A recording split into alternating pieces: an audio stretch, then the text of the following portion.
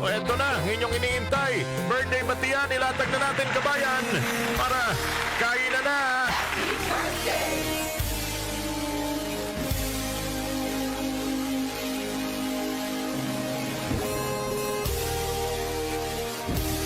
Happy birthday!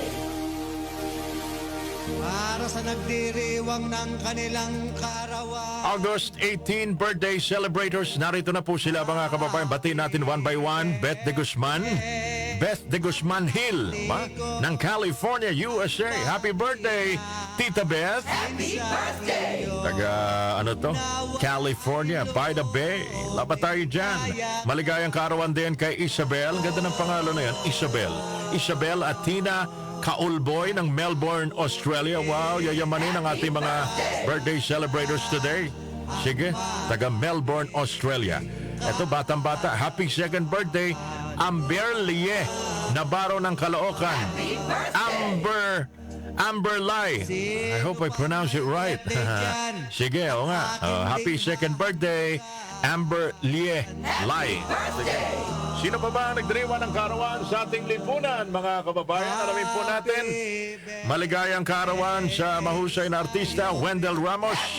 Paring Wendell, maligayang karawan. Yung editorial cartoonist and illustrator, the legend, birth anniversary ni Larry Alcala. Alala nyo si Larry Alcala na nakikita natin yung kanyang cartoon sa comics, mga kababayan. Sige, yun lang ang mga nagdiriwa ng karawan sa ating lipunan. Samantala, eto, birth anniversary ng magaling na aktor, teen idol in the 80s. Kanyang mga pelikula, Dirty Dancing. At yung huling napanood kong pelikula niya, yung Ghost, di ba? Ang pangalan niya, Patrick Swayze. Birth anniversary ni Patrick Swayze ngayong araw na ito, August 18, 1952 pinanganak. Birth anniversary rin ng actor-director na si Robert Redford. Happy birthday! August 18, 1936 pala pinanganak. O eto, magaling na aktor mga kababayan. Robin Hood, yung kanyang isa sa kanyang pelikula. 56 years old today, Christian Slater.